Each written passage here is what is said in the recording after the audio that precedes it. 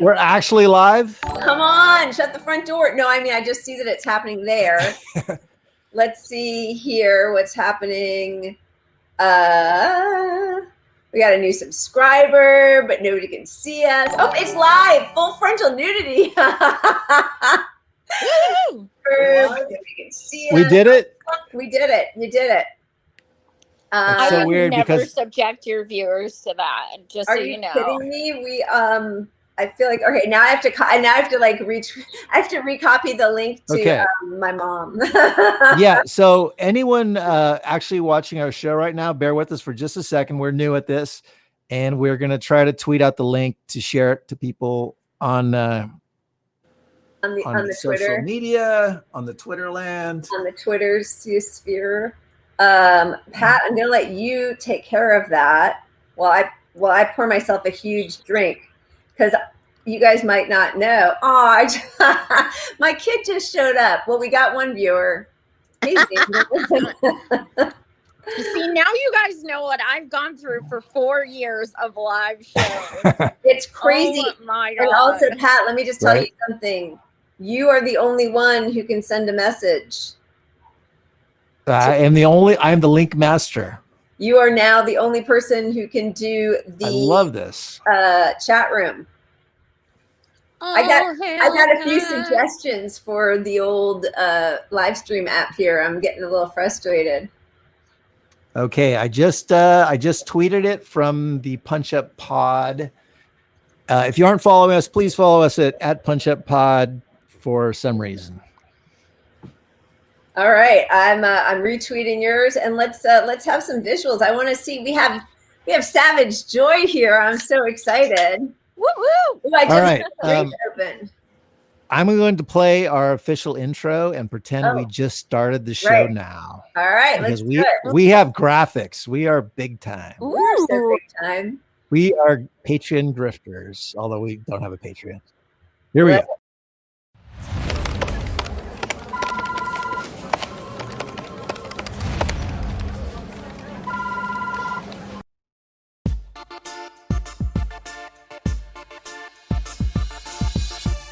Listen to that. This is professional.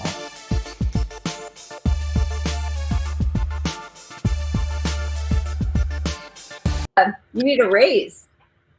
Oh, look at that. And the graphic doesn't work. Well, that's great. Yeah. Oh, hey, there we go. Savage Joy. Wait a minute. I can fix this. Oh, look at that. Oh, there we go. We're in the wrong place, but look, technology. Okay, look at that. I'm watching a sandwich. Blair Witch Project here. We're like, so hello and welcome to all our viewers. Welcome to the Punch Up Pod with Lila and Pat. And today we are so excited on our very first live show to have Savage Joy join us. Thank you so much for having me. And Pat told me the prerequisite. Oh, very nice. I only drink like on my birthday and stuff, so I rarely drink. But this is a special occasion, and after the past few months of being utterly exhausted, I am ready for a drink. Well, happy birthday. Happy birthday, Joy. You deserve it. Oh no, it's not a birthday. I know. I'm joking. But every day's your birthday when you're drinking. Cheers. You certainly deserve it. You are working. You are a hero. Really. Aw, thank you. So cheers. Here's to a good show. And then we want to hear all about what you're doing. Yes. Yeah. So we, I need to drink. Yeah. Pat, you don't have a straw, so you're just not in the cool club. Sorry. That's true. And I have no idea what it looks like on the viewer's end, but for some reason the graphics have decided that I'm black and white on my screen. Do I look black and white? Color to me. No, you look okay. Anyway, we started the show to have a casual conversation where the idea is people don't take us too seriously, but still do your research. But we're not lying to you. We're drinking beer. This is Truth Serum, and we want to tell the truth. And Joy, I know you're no stranger to just saying what's on your damn mind. So since you're heading up, you're one of the main organizers for the Medicare for All March coming up, M4M for All. And we've been pals for a long time, so it's great to have you on here. We wrote a book together. We did. The Gas Queen Chronicles. I bought it. I have it. Yeah, I hate to pimp that because they're going to connect this to Medicare for All and smear the whole movement because we wrote a book, so we're grifting. Well, the nice thing is that up until now there have been no negative comments, so we're going to keep it clean. And why don't you tell us about this March for Medicare for All rally happening in just 10 days? Yeah. So we started in DC in January, and that was one march. And by April, there were 3 marches. And then I joined in April, and people just kept reaching out to us. Can we do one in our city? So on and so on. Of course. And now we are at 45 cities. Oh my God. That's amazing. So on July 24th, there will literally be 45 cities across our country who are marching in unison for Medicare for All. It's time to demand it. That is amazing. Well, I will be here in Los Angeles. Ooh, you've got a line up. We have a good lineup. You all need to come to Los Angeles. We have a good lineup here. Why don't you tell us some of the wonderful guests we have at all the different rallies? Well, because I've done a show for 4 years, I've scheduled probably the majority of speakers and bands at the marches. But in LA, you guys have it is going to be. I know we have Shahad Buttar. You do. It is going to be emceed by maybe a girl. Yeah, fantastic. Yeah. You have Ron Flacone. You have Miss Tara Reid. Amazing. Who is going to be speaking about too many times when people are sexually assaulted, they go to report at the hospital and they are charged for that. And so many times people don't have the ability to seek counseling and such afterwards because of the lack of health care. Wow. So there's that. We have, oh my God, New York City. We have Katie Halper. We have Lady Bunny. In DC, the first person I reached out to, because DC is the one I'm emceeing, was Marianne Williamson. Right. Because she has been such a dear friend. She checks in on me all the time and asks how I'm doing. And she did a fundraiser for me. And I just love her so much. Yeah. And I can't even talk about her that much because I'll cry. I've never met anyone like her. So she was the first person I asked to speak for us in DC. And within an hour, she's like, of course. That's amazing. So yeah, we also in DC, we have Reverend Annie Chambers, who is a Black Panther member of the Poor People's Campaign, activist for over 50 years. We have Dr. Margaret Flowers. I can't even think of everyone. It's so crazy. In DC, we have 16 speakers, 2 musicians, a DJ, a vigil, and a march. That's amazing. That's amazing. The energy is so there. People want this. I know. And it's proof that we want this by all of the attacks we're getting. They don't want us to want this. But their hatred. Yeah. I mean, at the end of the day, what it comes down to is we inadvertently are making history. Nobody has ever done something like this because we're not an organization. We're just people who have met online. We're just pissed off individuals. And we've all come together to just kind of each do our own thing. And I'm part of the national team. So there's a few of us who kind of oversee all the marches. But, many of the volunteers just do their own march. We're not a big like organization. So this hasn't been done in the United States before. We've done it for Bernie. We've done it for his campaigns. We've done it for, when he has things for the Green New Deal and he calls on solidarity marches and stuff. This is organic. This is literally just pissed off people. And we were very, absolute in the beginning that that's what this was going to be. This is not going to be, this is a nonpartisan, non-political, event. And I know people say, well, Medicare for All is political. Well, it is. And I'll be emceeing the DC rally, and you better believe I'll be fucking calling out politicians. But at the same time, it's more a humanity issue. Mm-hmm. It's more a human rights issue than political. In DC, we literally have a conservative speaking. Right. He's a doctor, Dr. Joe Jarvis. He's flying in from Utah to talk about our need for Medicare for All. This is a very, wide movement. Yeah. So why not leave it to the professional organizers that aren't doing anything? When I say anything, a march. I appreciate all the hashtags. I do. I appreciate the hashtag resist. It has worked tremendously in the past 5 years.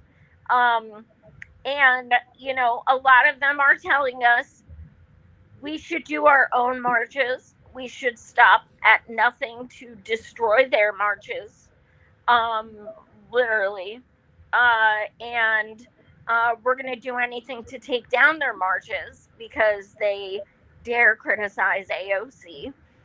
And, so what it comes down to is these people attacking us who are not big pharma, not big insurance. These are people who have pictures of like Bernie on their pages and say they're leftists. These people attacking us, what it comes down to is they literally would rather see us cancel 45 nationwide marches than have us be successful because we are part of the force the vote. And, they didn't want to force the vote. They hated us. Now they don't want to march. They hate us. Right. They are, I made the comment the other day, your grandkids are going to say to you in a few decades, what did you do? In the second depression. And you're just going to be like, well, I tweeted really hard. Yeah. I voted every 4 years. I tried really hard to stop the Medicare for All march. Yeah. Yeah. That's something people will be proud about. Yeah. I mean, my view is anything from a potluck to a nationwide, like, why would you be against any sort of action that highlights Medicare for All? Right. And people saying that you should leave it to the professional organizers, it's ridiculous. This is what we need. We need maximum pressure. And even if I love a lot of the squad that is not, if I think they're doing great and we should leave it to them, all this pressure only puts more, it helps their cause. It helps bolster their cause that people are upset. So I must respond to my constituents.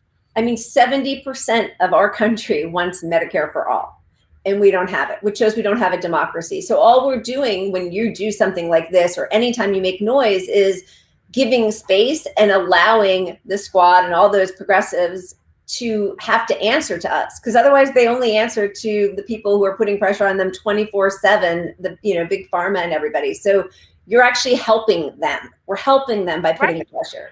We're giving them the opportunity. We have reached out. Yeah. I guarantee they are aware. We've reached out. We've tagged them on Twitter. They have to know. They have to. And that's why these hive people don't want us doing this, because it further exposes the fact that they say elect us because we're activists, and they are silent. And there's been a few other people that have been silent, and it's been heartbreaking.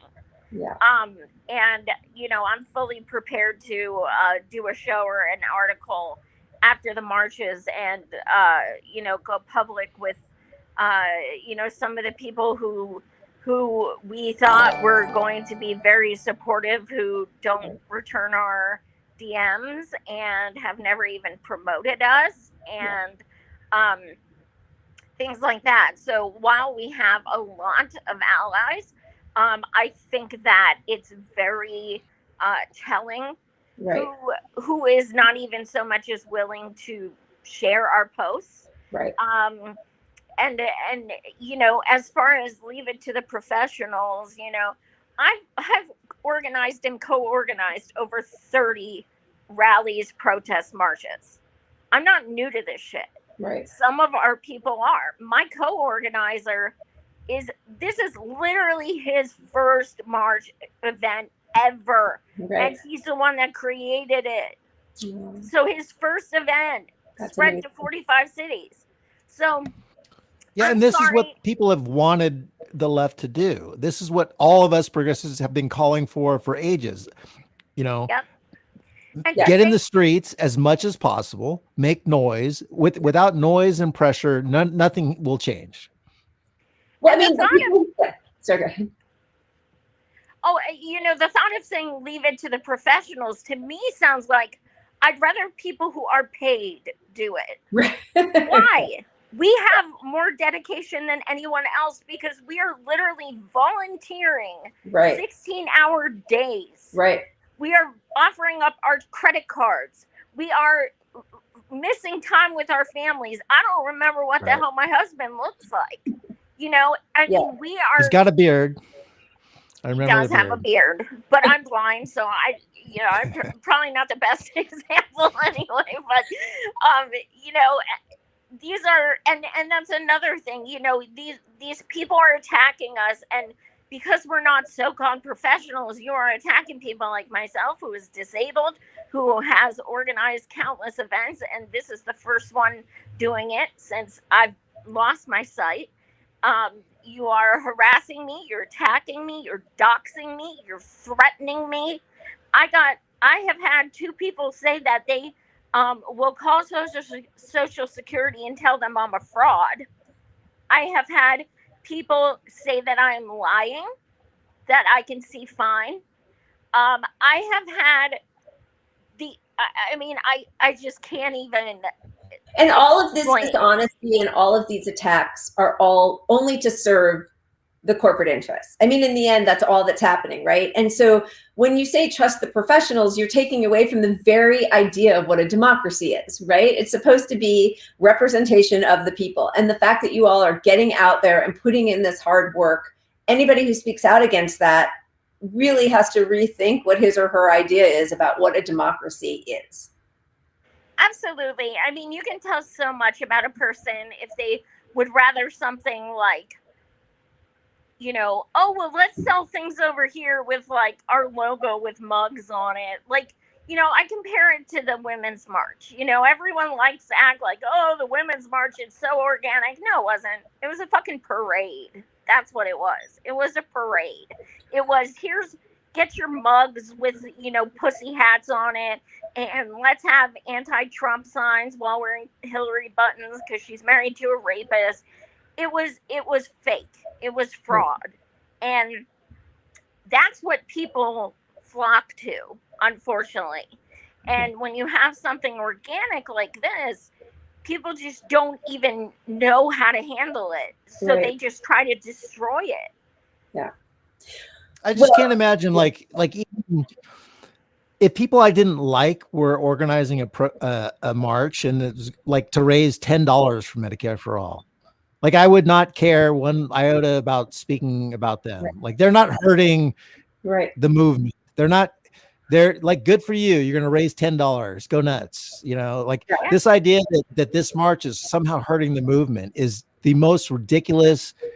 It's pure centrist propaganda nonsense. Like this is something completely going to raise. It only helps the movement to see how many people support it. I mean, you have like 300 speakers across all these cities, and it's just But let's pick on a few. And I'm telling you right now, and I have receipts to prove it. The only people who are getting harassed and attacked for speaking at our marches are Black and women. This is a fact. This has been going on for weeks. They are the only ones. So this is so beyond calculated. Yeah, it's really gross. It's disgusting. It's disgusting. Just because I know that you have a busy day and you're off to another show, and what you're doing is so amazing. I just want to kind of get back onto track of, should we leave everybody telling them where they can go to look for the information. This is a fantastic thing that you are doing. It's only going to help the cause. So tell us a little bit more about these specifics. Is it happening at the same time across the country? Is it staggered? Tell us so people can look up how to get tickets or to sign up to participate. Yeah, so you can follow us on Twitter at M4M4ALL. So M4M4ALL. Our website is M4M4ALL.org. You can find city locations on there. You can click the city. It'll give you more details. As far as times, because it's so widespread, Right. they are different time zones, and places like Arizona is going to do early because they get to over 120 degrees, so they're going to do theirs in the morning. Ours in DC is 11 to 5, as is New York's. But all of that info is on our page. I do also want to say that I know we're down to 9 days. I know it's short, but if you're worried you can't start a march because it is too short, I get it. But we have a few ideas of things you can do for free at short notice. So one is we have a couple cities who are just going to do a live stream of sharing their stories. You can do a car caravan, make some signs, drive around the neighborhood. We have someone doing that. You can do a vigil. Everyone in the world has candles in their house. Show up at a park, bring a candle. These are things that are free that you can do at a last minute notice. So if you want to take part, absolutely reach out to us. We'll get you on our map, and we'll help promote what you're trying to do. We want as many people involved as possible, and we just couldn't be more appreciative of so much solidarity we're being shown. It really gives me chills because it's amazing to see. We've been talking about this for so many years, right? We need a general strike. We need everybody to come out, and you guys are really putting your money where your mouth is. I know it's not money, but you're putting you guys are really walking the walk, and it's phenomenal. It's really exciting. Thank you. It is. God, I'm so emotional every day. And I'm kind of not thrilled about being MC because I feel like every single person I introduce, I know their stories of traumatic brain injury and cancer survivor, and I know these stories. So, and I have Scott Denoyer at mine and things like this. I'm gonna just be a mess. So I feel like after maybe after the 24th I could start maybe trying to detox. Well, now not too fast. Come on now. You might want to pretend it's your birthday again. Yeah, you come on our show and then need to detox. That's right. Fair. What do you got in that drink there, Joy? This is so it's pineapple juice, pineapple liqueur, and coconut rum, and triple sec. Oh my! It's like a fancy Mai Tai something or other. Something like that. Delicious. It's like you're on vacation. Ha ha. I know you're working hard. Joy, we love you. I absolutely love you. You're the best, and thank you so much for being a part of this. And good luck out there. Raise some hell. Give no shits. Speak your mind. Let everyone else speak their mind, and we'll promote the hell out of it. Thank you both so much. I love you guys back. Thank you so much for having me, and thank you so much. I see you guys defending us. I see it. So thank you so much. Well, it means a lot. It does. Thank you for saying that. I'm so grateful and inspired by you. So thank you. Thank you both so much. Take care. Bye. Okay. Take care. Cheers. Well, that was amazing. And thank you, Joy, for coming on. And thank you to all of you. I'm not able to respond. So Pat's having to wear all the hats. So I'm going to talk for a moment and just thank all of you who I see in our chat stream. Pat, you need to like type faster. I'm not allowed to do anything. You can't see the chat. I can see the chat. I can't respond. I need to join a special union or something to be able to. Can you chat in? Yeah, it's a mess. No, it won't let me. It just says only the host. You're the host. That's what happens when you take over like that. I can't run our splashy graphics if I I think this is a mess. Our wonderful viewers are gonna have to just please bear with us as we go on. As we're trying new software and everything, and it's been a week of trying to figure out my green screen, because that's the most important thing, is how we look. The world is falling apart. Do I look like I care? I don't care. She's speaking for herself. I don't care what I look like. That's good, because you're kind of blurry right now.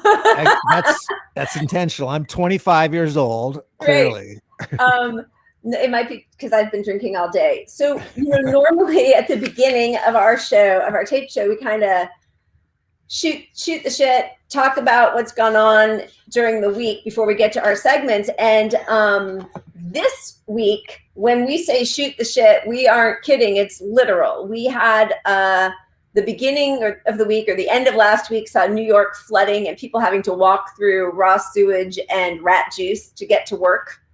Because our infrastructure. Let's go, Cuomo. Let's go, all Democratic blue state. Right? And then just yesterday or Monday morning, 17 million gallons of raw sewage seeped out into the Pacific Ocean, Santa Monica, Los Angeles area. 17 million gallons. So I think eventually that's going to meet up with the oil fire, and that's our solution for climate change, or the environment. Those things merge and we're good. I mean, it's just one atrocity after another, and that's just infrastructure. So that's the first thing I wanted to just mention. Oh, but that I know the reason I brought that up was to excuse why I'm already, even though it's only 5:30, on my third drink, because I was a little panicked about it today and about our live show. And then I was just reading the news and got even sadder. So I made myself a version of what Joy was drinking. But now I'm on to my Pinot Noir as normal. We're still looking for that sponsorship from 667 Noble Vines.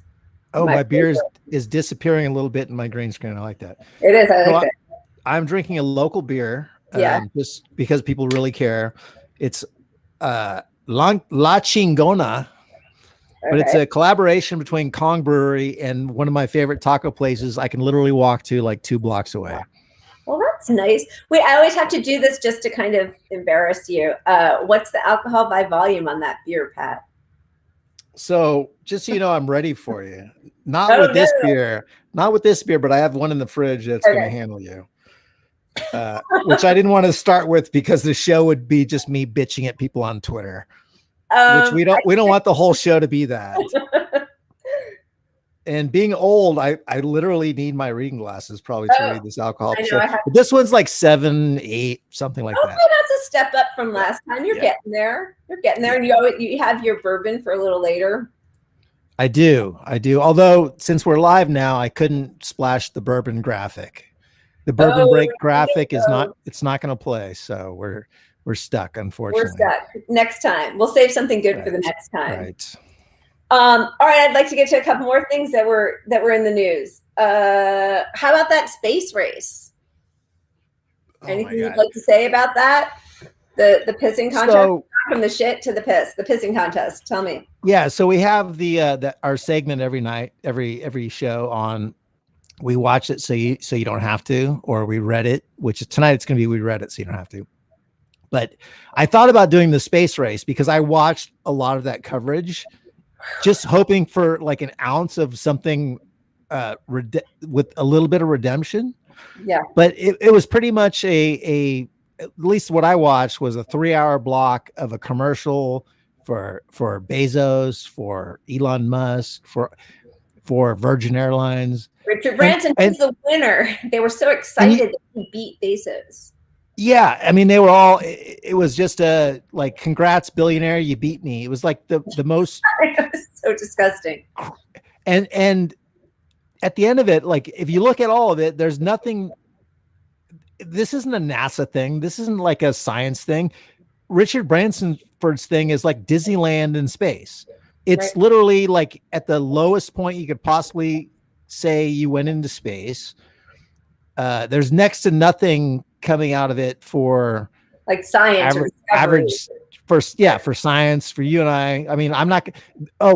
Every time they talk about it, they talk about like there's a lottery, like a regular person's going to get to go up there once in a blue moon. Like, oh yeah. Like, I mean, how unimportant that like these billions of dollars are being spent, and it's a total capitalist endeavor. I mean, that's the whole point. This is not benefiting society. It's not, and it's also not new. Like the first time this happened was 60 years ago. So, right, like the first time we put somebody in space was in 61. So they're not doing anything new. They're doing it heavily funded by taxpayer money.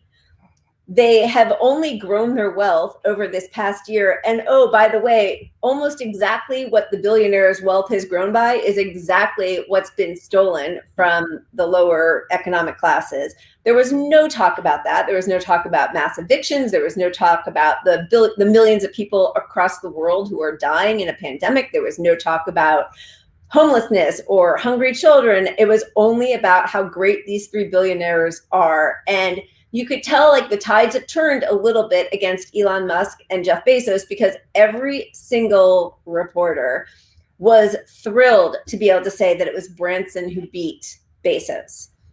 But it's only because he has not yet gotten any of the actual scrutiny that Bezos has gotten, or that, finally Bill Gates has gotten, right? So they're pretending he's the one good billionaire, and he's done, and again, out came all of the philanthropic, feats that he's had that are just laundering his image. I mean, it was really an embarrassment for the fourth estate, your favorite estate, the fourth one. I mean, I like to call them the third because that's what I do after a few beers. But how could you watch any of that coverage and not think these clowns in the media are not serving us? Because all they did was fawn over definitely him. He was the winner among the billionaires. Like, it was almost like, oh, Bezos, your horse came in second, you're, but none of it was talking about what could be done with some of that money. Like, what are the alternatives? We're literally in a pandemic where millions of people have no health coverage. Literally not even 50% of the country is vaccinated yet. And we're already hitting the same rates that we were last time we shut down of infections.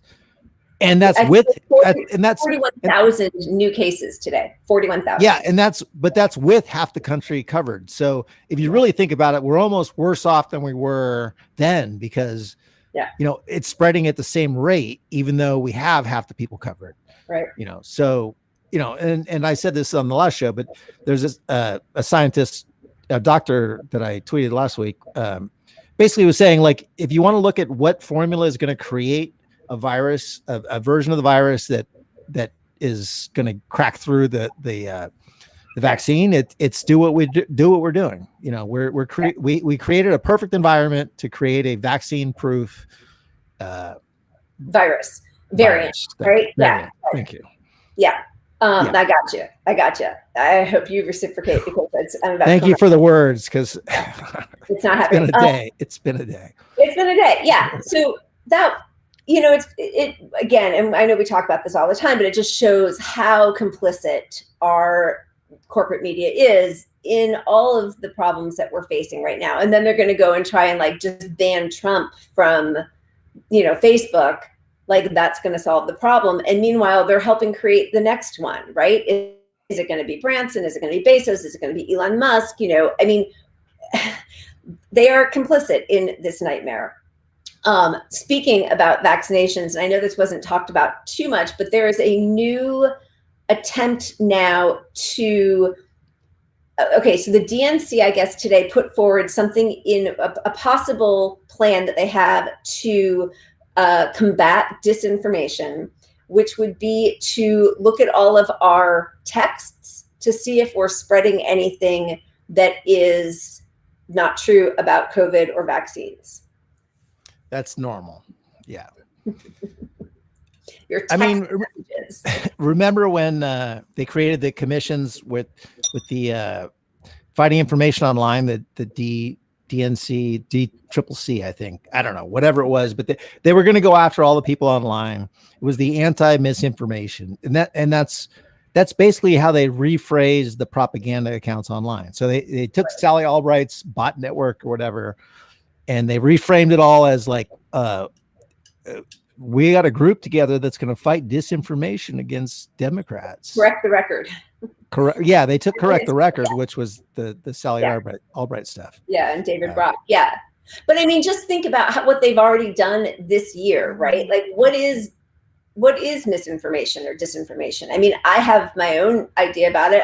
I feel like Fauci's done a lot of damage by telling people not to wear masks a year ago, that was dangerous. And then, shutting down any talk about the lab leak theory. And I don't know if that will pan out to be true or not, but just to shut that down and say it's disinformation before exploring it is the opposite of science and truth, right? Just so that's worrisome. Well, yeah, I mean, the World Health Organization is saying we need to still mask in big groups, and this is not, we're not done with this. Right. I mean, you look at India and all these countries where the latest variant is going wild, and here we are. And last week you had Jill Biden saying, "Oh, isn't it great that you can wear masks? We don't have to wear masks anymore." And it's just a mess. Like, the message should be, holy shit, get vaccinated, wear masks. All this is going to happen again. If you didn't like the last year, handle it now, or we're going to do it again. And that's not the message. It's not the message. And it's also not breeding trust, right? Like, we have a problem. There's, many people who voted for Donald Trump, but it's not only Trump voters, are skeptical about our government, about big pharma, about this vaccination. And one way to combat that distrust would be for our government actually to show up for people. So right now, in the middle of a global pandemic, we have a president who said that he would veto Medicare for all if it came to his desk. So, this year, if you need a COVID vaccine, it's free. Next year, we don't know. But also, if you have long COVID and you don't have health insurance, sorry, like, we've done nothing to make people feel like that the government actually has their best interest at heart. So, there is a lot of distrust, and there are a lot of crazy hoax theories and all of that. But the only way to combat that is to put in the work and do the policies that will help the most people. And we don't have either party doing that. Yeah. And you also don't have, so trust comes from the media also publicly challenging the administration like they should be doing. So when the right doesn't trust the media and doesn't trust this administration, they are right to point out that nobody's challenging these things. And they see that it's obvious that you have fluff pieces from the New York Times, saying, "Oh, Biden's getting a pass from the media, and this is great because," and for real, like, I mean, people on the right expect, if you want the media to be trusted, CNN has to challenge him as well. They need, people on the right, if you want them to watch CNN and believe the media, they have to see CNN challenging him, just like they did by the Trump administration. And that's not happening. And it doesn't mean that there's some big, cover up or conspiracy, but the complicity, somebody, Lila, finish my sentence. It's your 7%. I feel like that needs to be a sentence. I need a graphic. Lila, save me. Here, I'm going to help you. I'm going to help you by joining you. Yeah, if all of the outrage that people had towards Trump and the journalists who sort of did their job with him and held him to account, I love that energy. That should be for every person in power. Don't let any of them get away with anything. We should be challenging everything they say, getting to the truth. They're not our friends. They are our employees. That is all we need to be doing. And when we see the media fluffing up Biden and his administration, and we see people out there cheering on Jen Psaki like she's some great truth teller when she's just the PR spokesperson, right? That does not breed trust. And it also is the death of democracy. I mean, it really is, because I don't trust anything coming out of MSNBC and most of CNN or any legacy media, any establishment media. I don't trust them. You can't. It's impossible to. They've lied so apparently, and they, their bias has been behind every story in the last 4 years. So what they do, we're sort of in the off season. If we're not even getting the truth now, like this is the off season where we're supposed to be like, we get like maybe a year of truth so they can act like they're a credible source. Right. So if you see them like being critical of the Biden administration right now, that would be the normal playbook. And then they would ease from that into, oh, we built your trust. So now we're going to use that trust to lie to you. But they're not even doing that now. They went right into just fucking lying. Yeah. Like they're just, it's just, we are like, when people say, Trump is headed towards fascism. I mean, I'm not saying this is an equivalency, but it is definitely not good when our media is lying on behalf of the president, which is the situation we are in this country. And I find, it's terrifying. It's terrifying. Okay, so because I'm the OCD, type A timekeeper here, I just want to make sure that we have enough time so we don't lose our viewers to get to our first segment, which is. Do you have it lined up? Do you know what you're doing? Which one do you want? I mean, I can go either way. I'm so on the traffic. What feels easily keyed up for you? Let's go with who said it? Who said it? Red or blue? This is a doozy. Right. I'm going to let you enjoy the graphic wonder.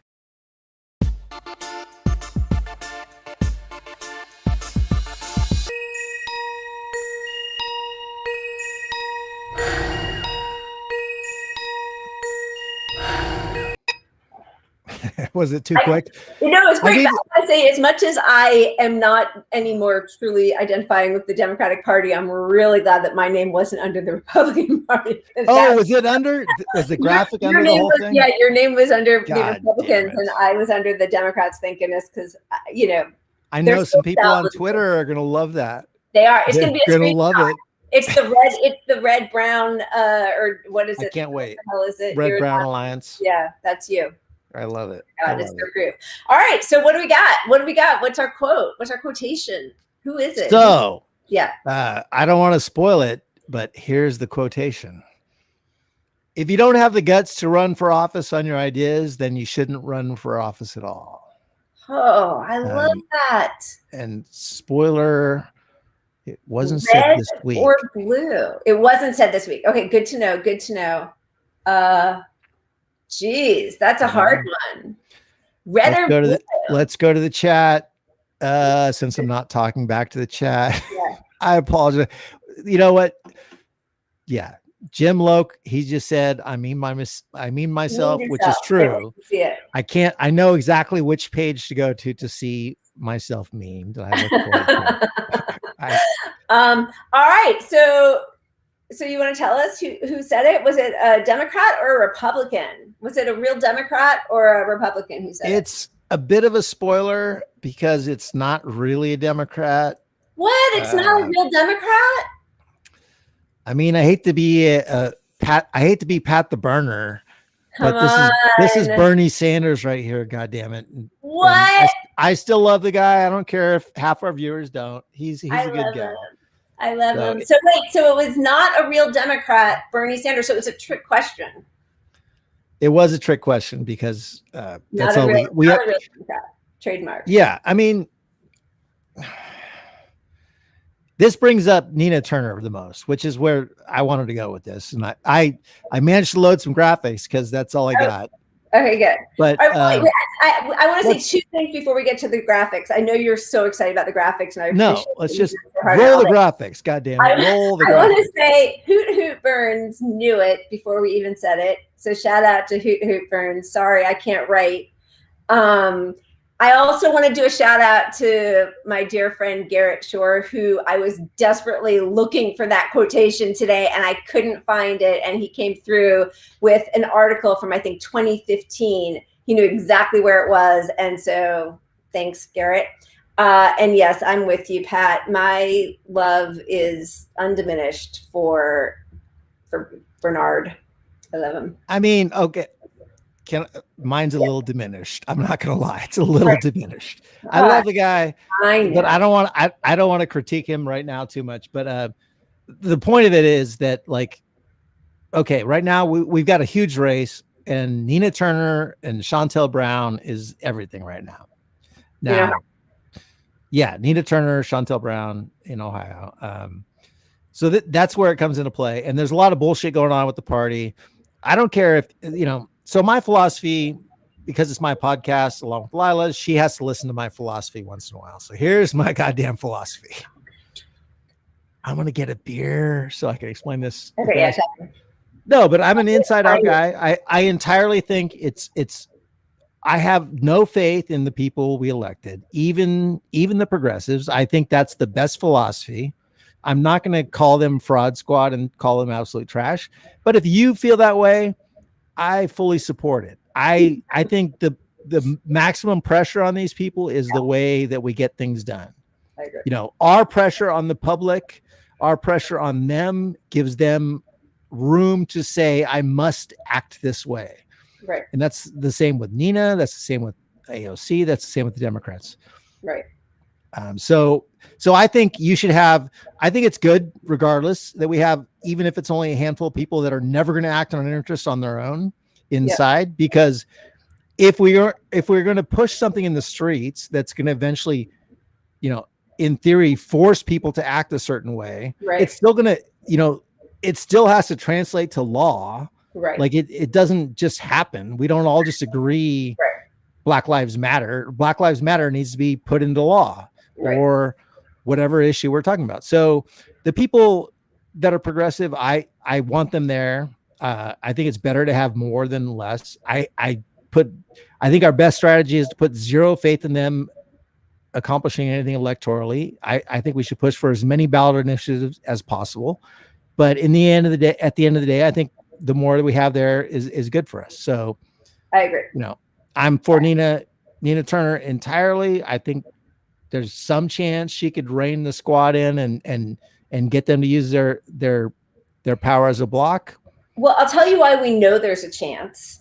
It's because of the absolute disgusting, dishonest campaign being run against her by Shontel Brown, who now has super PAC dark money funding her and just spewing one lie after another. And if they weren't worried about what Nina Turner could accomplish in Congress, they would not be lying about her. They would just ignore her. So we know that's a possibility, and that's why they're going to pull out all the stops. And what's really upsetting to me today is I think Shontel Brown, because of all these lies that her campaign and the super PACs that are supporting her, the dark money, have been bombarding people with mailers and stuff, she has gone up 26 points in the past week. Yeah, and this is what they did to Bernie the last week. It's the power of the media to actually change these narratives in a hurry, which we need to overcome somehow. And left this media. Sorry, the graphic not being on is bugging me more than anything. Okay, look at this. Look at this. Now we're back. Okay. Oh, that. No, graphic. but I thought you had the graphic that was going to show. I have graphics coming. Mailer. Yeah, I know. But no, so Nina Turner was way ahead. Early voting started, I don't know, 2 weeks ago or so. No, I think sorry, but I think it was just this week because I was it just this week? But the polling that came out, she was like 50 points ahead last week. Yeah, way ahead, and now it's down to 7. And they pulled out all the stops. They had James Clyburn come out and endorse Chantel Brown, and Chantel's sorry. So Chantel Brown's website, and I'll show the graphic of the hit piece that the Super PAC did on her behalf. But there's this thing called red boxing. I don't know, maybe I should just talk about red. So red boxing is because of Citizens United. The ruling says you cannot coordinate as a candidate. You cannot coordinate with super PACs, right? That's the only separation of power of money. Citizens United gave them unlimited dollars, but they said you can't work with them. That was the acceptable sort of compromise bullshit. So they call it, this term was created called red boxing, where the campaigns sort of give a wink and a nod to the super PAC to do things, right? And they call it red boxing, right? And that's important because what Chantel Brown did is literally create a site on her website that says red boxing, and they put it in a red box. It was like something with whatever red box, and they put it in a red box, and it's all the hit pieces, all the negative stuff that she would like ran against Nina Turner. And the super PAC funding this shit is Republican. Like all the money behind all this attack on Nina Turner is Republican money. It's Democrats too. Don't get me wrong. It's Democrats, right. but she has quotes on her own website. This is a Democrat. Chantel Brown is a Democrat. She has quotes on her own website of these people that were like one of the super PAC heads is quoted promoting her on her website. So she's proud of this. I mean, she solicited their involvement, which is literally with the red box thing. Yeah. It's the most flaunting way to just say, here's how I'm telling you guys in the super PAC the information that you need to put on your mailer that you're going to send out to Ohio voters. Yeah. Right. So here's the mailer. All right. Can you hear me? Yes. Yeah. Okay. All right. So I just want to say a couple things. She voted Nina Turner, whom I adore. I'm voting hell no on the DNC platform. And the reason she did is because they didn't go far enough on all of the issues that she has been a lifelong supporter of. Raising the minimum wage, universal health care, immigration reform.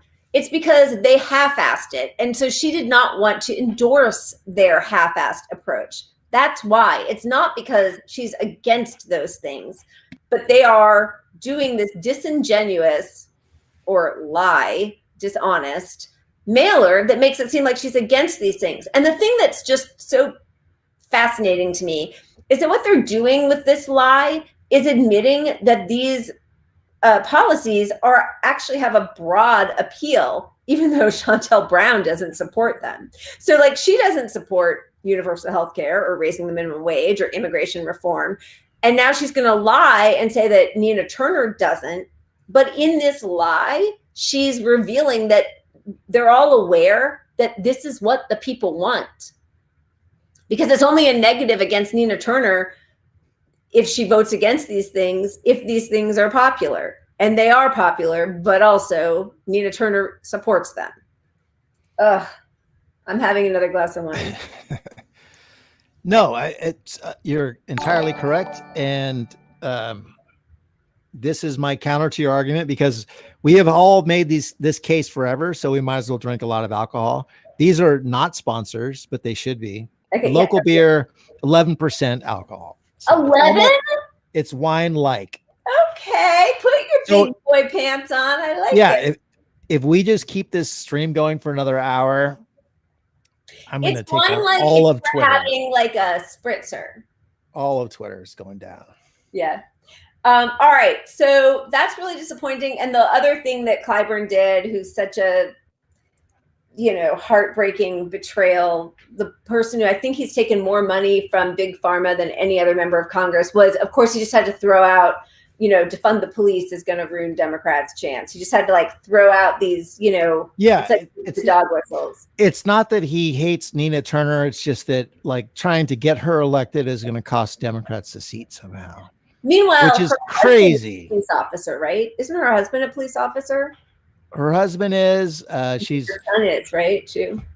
I think her husband is retired. Her son is current.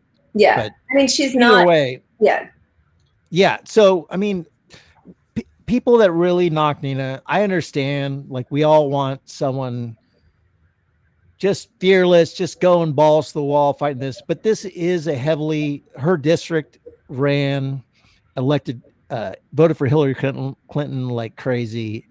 She can't win there without Democratic support. So it's bullshit. We all hate it, but she can't win if she doesn't on some level in that area kowtow to a little bit of Democratic stuff. So, but also whatever. What you said earlier is so important. And I did not see any, apart from Ryan Grimm, I didn't see any media pushback on those mailers or calling out the lies against her. And, it does feel, again, and this is why we started with the Bernie quote, was it feels exactly like what happened to him in 2016 and 2020. And, there's always this thing that people, the gaslighting center Democrats or corporate Democrats or whatever, stop relitigating the past, Bernie lost, whatever. It's not 2016 anymore. But the thing is they keep repeating the same tactics that are dishonest. Yeah. It's the David Brock, correct the record, Sally Albright astroturfing lies. I would love to stop talking about any of that old shit. Like every time it comes up, I stopped doing podcasts with people because I just hate reliving the same argument. I mean, which sucks because the argument is always correct, but it's just like, are we in Groundhog Day? Like it's just the same thing over and over again. Our side is correct, but we need a new argument. We need something. We need to go out there and keep proving to the public that we're right. We have an actual fucking pandemic that if we can't push for healthcare right now, I am going to lose all faith in our power. I'm not saying we have a lot of power, but now is the time to use it as much as we can.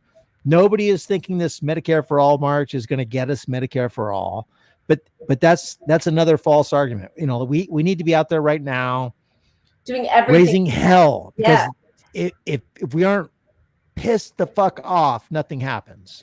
Well, and that's, it's that argument that a lot of Vote Blue No Matter Who people say at the very beginning, like, oh, Biden, don't help Trump. Then Biden's not even in office yet. Oh, he's only been there 1 day, 5 days. First 100 days. Yeah. But, but what we all know, and it's so revealing because it just demonstrates how little they either understand nothing about politics or they're just liars. But from the second that any candidate has a real hope of attaining that office, that person is getting constant, non-stop pressure from lobbyists, corporations, Wall Street, military industrial complex. We're already too late. We're too late. We're $1 short. We're everything behind. So the second we need to be raising hell, speaking out, putting that pressure on, because we'll never catch up to the pressure they're getting from the other side ever. Medicare for all. How are we gonna push for that?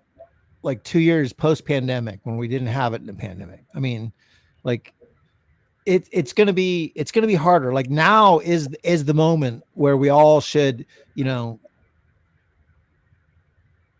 be as angry as possible. I mean, over that. I mean, you've got a healthcare system in this country that's tied to our employment, and you got millions of people lost their job. Right. It's just gross. The rest of the world doesn't work like this. The rest of the world doesn't have healthcare tied to employment with such a for-profit system. It's criminal. It's really gross. And as we said before, there are people who are going to, the story that's being pushed right now is our deaths are down. And the only people who are getting serious COVID are the people who aren't vaccinated. And so it's a way of shifting blame just to the people who, are too stupid to get vaccinated. My accent was on the wrong syllable there. Haha. But there are lots of people who possibly had minor cases, but they have long COVID, and that we don't even know, because we're only 16 months into this. We don't know where that's going to put people who are going to go through organ failure, who are tired, who have aches and pains. They have no medical benefits, and we don't have Medicare for all. There's going to be repercussions that it's just going to snowball. There's no doubt about that. Yeah. And we're like I said, we are definitely, I hate to be a doomer, but it's inevitable. Like, all these things are inevitable. We saw where the writing was on the wall about being locked down for a year because our COVID response was weak the first time under Trump. We knew that. Scientists knew we have to respond, we have to lock down, or else X. And then X happened. Like, shocker. Yeah. So we're in that same position right now with this next Delta variant of COVID. We know what's going to happen. We're going to be locked down again in 6 months if we don't fucking act now. Yeah. And here we are under Biden. It's the exact same thing. The press should be calling that out. The press should be putting, pressure on this administration. Yeah. And it's an easy case for them to make, considering that we just went through this. And if they made that case with a Democratic president, the CNN watchers would go, "Oh, I get this. You did that against Trump. He didn't do it. We were locked down for a year. Tragedy." Yeah. So, but yeah, it's like my guy Bernie, but like what he said, when we go away from this debate, you're going to see 5 different pharmaceutical ads, right? So if we had a true fourth estate, your favorite one, they would be asking, like, well, why don't you support Medicare for all? What is the benefit to allowing tens of millions of people to go uninsured or underinsured? Why do you think it's good for 70,000 people to die, not during COVID, just in a normal year, 70,000 people to die without Medicare medical benefits, or 500,000 people to go bankrupt? Sorry. Yeah. Their answer would be the same shit we always hear. It's like, well, it's bad politically for Democrats to do that, and fascism is coming, and that's really important. Whereas it's not bad politically. So this is where the media has to step up and like push back, because they get off easy on that answer. Right. And it's a lie. It's a lie. It is a lie. Yeah. That's the point. And the media buys into the lie. They don't really buy in, but they let it go. I mean, sorry, not to correct you or disagree, but they buy into it. They help create it. I mean, they help make that lie get traction by saying, well, how are you going to pay for it? They never ask, how are we going to pay for the Pentagon budget? They never ask that. They only ask, Bernie, how are you going to pay for Medicare for all?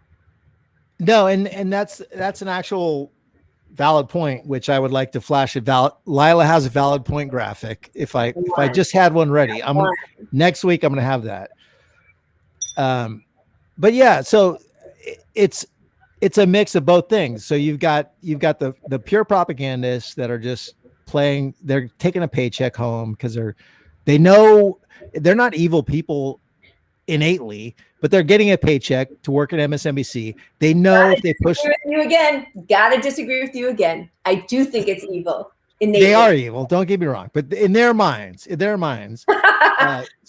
they're not rocking the boat. They know what's safe. They know what reporting gets them in trouble. They know what, if you cover Bernie's announcement, you get fired from MSNBC. That's MSNBC made that clear, So, but so you've got those people that are sort of playing along, and you've got those people that are against it entirely. And then you've got groupthink. You've got media groupthink because you've got a bunch of elites around each other.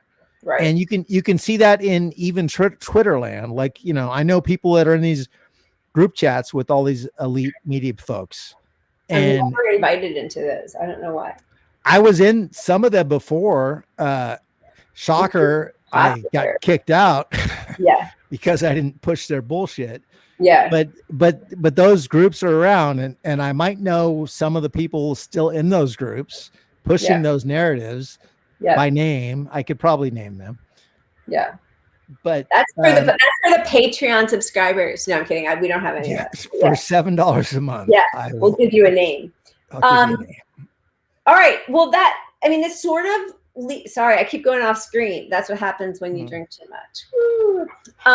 What should we? Maybe that kind of leads us nicely. Into our next. You want a graphic? Is what you're saying? I'm dying. I'm begging you. For okay, wait a minute. But I have one from earlier I didn't show, which was Bernie. Right? How can you not just love that man? Look at that face, and he's so sincere. I adore him. And if you hate Bernie now or don't trust him, I get it. I'm not here to stand for Bernie. Pat the burner. So I go back and forth all the time. I'm like, do I change my Twitter name? No, because it seems like I'm standing for Bernie, but I still love the guy. He's a good guy. He's like, if there's one person of all the squad, hate the squad all you want, but like, we're not here without Bernie. So I'm just saying, like, he's not full of shit. I hate that he caved, but I understand that a 79-year-old man who did everything he could for that horrible candidate story, and she lost, did not want to do everything he could for a man whose like brain is, melting out of his eyeballs. He was worried. Yeah. But I'm still sad. But now I still have some grievances with him. I mean, I do. I would like him. So the balance of like, I trust Bernie on his negotiating power. Like when he says something, he's working behind the scenes. I trust that he's working on it. That's all. I'm not saying I trust that he's going to come out with something in our favor, but he's working on it. He's trying to get the most he can out of the bill. Like people literally got, COVID money because of Bernie, like nobody else, like literally nobody else. The squad didn't do shit, fuck. I'm not anti-squad, but they didn't do shit. Bernie earned the right to say he has earned the right. He has fought for fucking 40 years. That's it. I agree. I'm not paid by Bernie, his staffers, anyone, no PAC yet. They should be. Can we put these that guys, in the scroll? Wait, where's our graphic? These guys should be paid. Yeah, definitely. I'm missing my graphic underneath. Graphics. And also just as we're headed towards the last segment, this bleeds nicely into our we watched it, but it's also we read it. You could do either one. This week we were we read it. We read it. READ read. We read it so you don't have to. This segment. I hate to cut you off, but I have a graphic ready. Shut up. Let me see. I literally cut you off to show it.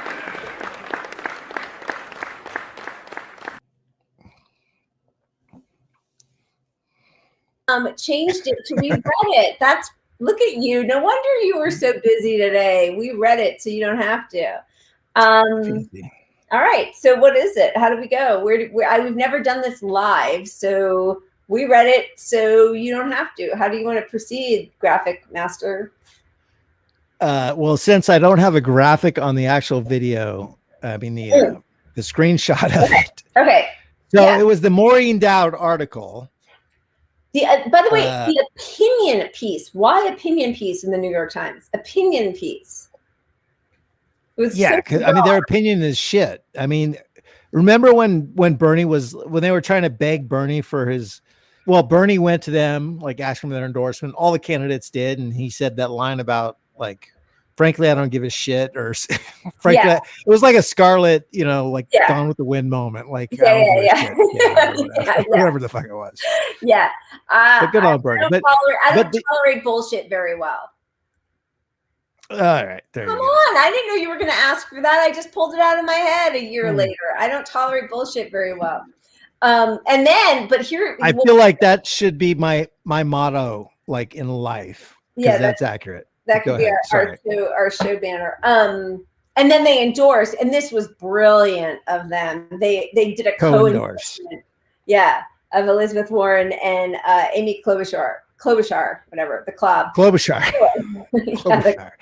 How do you co-endorse Klobuchar? Klobuchar. So the Maureen Dowd piece on Mr. Bernard Sanders, the ascension of Bernie Sanders, and there were some really interesting moments. So wait, you don't have a graphic at all? I'm just going to talk. I'm going to go with nothing. Okay, good. No, that's perfect for me, and I can just keep rambling. So I have a few things to say. Whoops. Oh no, you made me small. What? I was trying to make you the whole center thing. Too much power. Oh, there we go. Go nuts. Go nuts. I'll be Bernie listening. Sanders. I'll be listening. Look at that.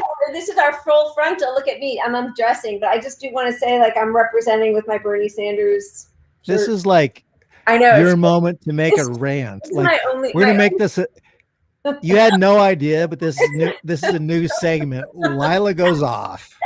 Lila goes fucking off. It's my OnlyFans. Lila loses her shit. I'm going to show you my 14 different tank tops that I've been wearing for the last 2 years that all say Bernie Sanders on them. Wait, Pat, come back. No, this is you. This is literally you. Go nuts. Oh, come back. Wait, that's crazy. He's doing this to me live. Okay. So here's Maureen Dowd talking about Bernie Sanders and the ascension of Bernie Sanders. And I will say, in her defense, as much as I'm not a fan, she admits or is honest about her own sort of like petty, gossipy, inconsequential,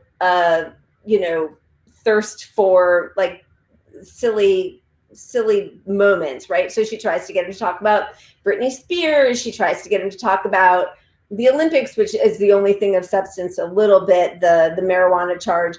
She tries to get him to talk about some like designer handbag, and he's not having any of it, which I love. But there's still like these little bitchy moments in there where she talks about like, oh, when she tries to get him to talk about Britney, he pulls up his notepad, his piece of paper that he has in his pocket that has his list of things that he wants to make sure get into the new bill.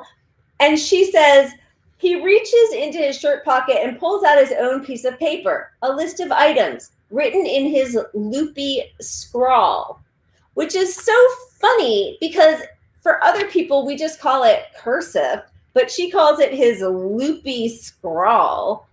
That was like just one little like bitchy zinger of hers. Right. And then she talks about, oh, he's a man who wrote a memoir bragging about being an outsider. Like every term that she uses is just kind of, has an underlying little zing at him, which I think it was really kind of disgusting. And then also, I went back to look at how she had responded. Thank you for coming back. I was very lonely out here by myself. She talks about, I went back and read a piece that she did during the 2016 primaries. And I know we're not relitigating, yada, yada, but just to sort of get an idea of where she's coming from. Back then, she talks about his violent supporters who threw chairs at the Nevada caucus, which was not true. We all knew right then that it wasn't true, right? Like that day, of course, nobody apologized for it. Rachel Maddow didn't apologize for it. The guy who got fired, John Ralston? No, I don't remember. Whatever. He was fired, but he has a job back again. Hoping somebody in our chat stream helps. John Ralston, Nevada. Yes. Yeah. So I can. You remember that? Okay. Yeah. So, but that's her point of view. And even though she was pretty harsh on Hillary, I have to say, like, again, I'm not a fan of Maureen Dowd's, but she is like a bitchy mean girl vibe enough that she was happy to sort of like give Hillary a little bit of grief back in 2016 because she saw where the tides were turning and she saw that it was the young people who were really pro Bernie. But this ascension of Bernie Sanders column that I've now seen people on Facebook who are like my lib friends who I can't even engage in politics with anymore, they keep posting this article because, you know, they all subscribe, of course, to the New York Times. And so they're pushing this out like, oh, we've always been for all of these policies. But they were all against him and how he wasn't, you know, he was too mean. He was too angry. He wasn't a real Democrat. None of these policies would actually happen. Why isn't he a real Democrat? And now they're all going to post this article by Maureen Dowd, and the whole thing makes me nauseous. That's all I have to say. Thank you. I'm turning it over to you. Oh, this is where I get on my pedestal and rant. Yeah, I wish I could take myself out of it, but you can't. You're the host. You have all the power. Go on, Lila. Oh, I didn't even mean to do that. That was a mistake. Yeah, it's good though. That worked out well for us. Look at all these very. I know. I need to figure this out. Fancy going live. Okay, first off, fuck John Ralston for Nevada. He pushed this whole narrative in Nevada about all this chair throwing, which in 2016, I hate to relitigate this stuff, but it's can't all help nonsense. It just keeps coming back. Look, this is what I come back to. If you have a position on politics, and you have to lie, you should be excommunicated from the political world. You should not be writing in a newspaper in the local elections, because it's proven that he lied. It's proven that it was entirely propaganda. And he just every major news outlet, they all just, it was like they all ran with it. It was this crazy thing to slam Bernie in 2016. Never happened. Nobody threw a chair. They had video footage of the entire place. One person raised a chair because there was some ruckus, put it back down, and that was throwing a chair per Ralston. So, but my bigger point is all this. Anyone on social media, anyone, especially with the blue check, but anyone who's caught lying and doesn't apologize and regret the lie, nobody should listen to. Like, these people there needs to be some sort of accountability to lying about things. And that part is gone. And I mean, it obviously starts at the top, starts with CNN and MSNBC, but like, even when you get down to independent media level, you know, I agree. Like, people that lie, even if it's someone that agrees with my viewpoints, like, if you are making up things that are not true about people and it's shown to be not true, I don't respect you as a person. And that includes allies of mine right now that I'm like, I don't respect, and we should cancel those people. I'm sorry. Not on one lie, but like, the reaction to being exposed. Right. It's your reaction to it. And I just have no tolerance. Mistake that's an honest mistake, then you apologize for it. If you push a lie and then double down on it, that's not forgivable. If somebody hates my viewpoint on something, I could still respect them as a person. Yeah, they're done. But I could still respect them as a person. Like, they're not. It's just a different viewpoint. Like, whatever. Like, I don't have to be friends. None of us have to be friends. Yeah. But I don't like, if I ever was promoting something that was untrue, I would immediately delete whatever tweet it was, apologize, stop spreading misinformation, all of that. I mean, it goes back to And the people that don't have no fucking soul. So they have no soul, and they're complicit. And what's going to happen is, I mean, you know, we'll be lucky if we don't just get blown out. And I keep saying we, like I'm part of the Democrats, but blown out by Republicans in 2022 and 2024. And I thought that Biden was going to lose to Trump. And I think he would have if Mitch McConnell, COVID and Mitch McConnell, I think there was the deep state, but I mean, there was a bigger group effort to not allow those checks to go out with Donald Trump's name. If Trump had been able to send those checks out, it would have been gone. Yeah. Between COVID and that. Yeah. But just because Biden lucked into winning does not mean that we're in a good place. And even if somehow it's pulled out in 2022 or even 2024, if we don't change the policies in this country and help lift up hundreds of millions of people, it's over. I mean, I don't even know where we are right now. We have sewage in our water. We have rotten air. It's burning everywhere. I mean, I don't know, Pat. I'm not feeling great, and we only have 7 minutes left. So give me something good. What's good? Something good. Wow, that's a rough one because you made me drink this high alcohol beer. I don't feel like it's that high. It's beer. I'm joking. I'm teasing you. I'm totally joking. No, but honestly, March for Medicare for All. That's a good thing. We started with Joy's with March for Medicare for All, which is on the 24th. Okay, which you should all support. Yeah, we should. I just saw my husband just tuned in when I said, "Give me one good thing," and he said, "Your husband." Josh. Cheers to Josh. Cheers to Josh. Josh, good thing. Our first follower. Josh, cheers, man. Yeah, cheers, man. Josh. You couldn't see the canvas behind us without Josh, because Josh made this all the magic happen. Wait a second. I just have to say, he tried the one time. I know you're so sweet, but I actually figured out the buying of the green screen and the propping it up. He did a lot of work initially, but I threw money at it and bypassed Josh. But thank you for saying that. All right, so let's go back to the one good thing. Thanks, Josh. Right. Let's go back to the one good thing. Medicare for All, the March. So one good thing. I mean, every week from now on, we are going to put more effort into highlighting one good thing, regardless, because we're pretty much going to come on here, drink beers, run a few segments. We're going to probably have more fun than we had tonight because we're working on it, but we're going to be the graphic rocked. Oh, the graphic. It's going to be a graphic wonder. Make sure you have a 4K TV. Maybe get 8K because this is going to go wild. But it's going to go crazy. None of that's going to happen. But the point is, we want to every week, no matter what we talk about, we're going to have a guest every week-ish.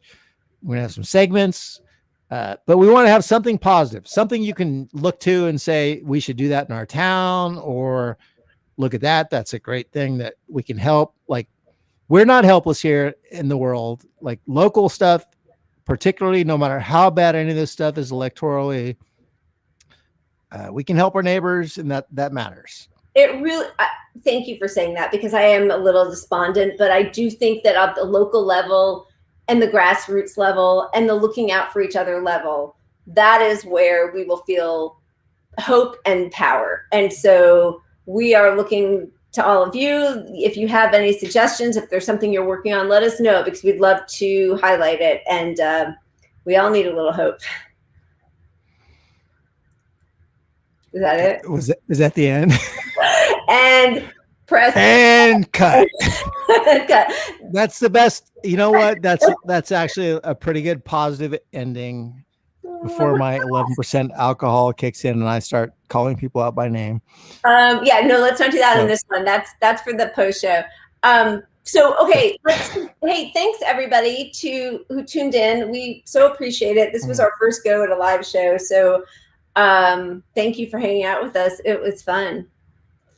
Yeah, thank you guys so much. I'm working on I'm sort of the editor here, which is a mess. So I'm working on it. I'll get better. And this is our first one. We had a lot of stuff to figure out, but I love all you guys and Lila and company and anyone on the left, especially people fighting for Medicare for All, because that's like literally my top issue. So here. Don't stop fighting. Cheers. Don't stop fighting. Bye. Thank you.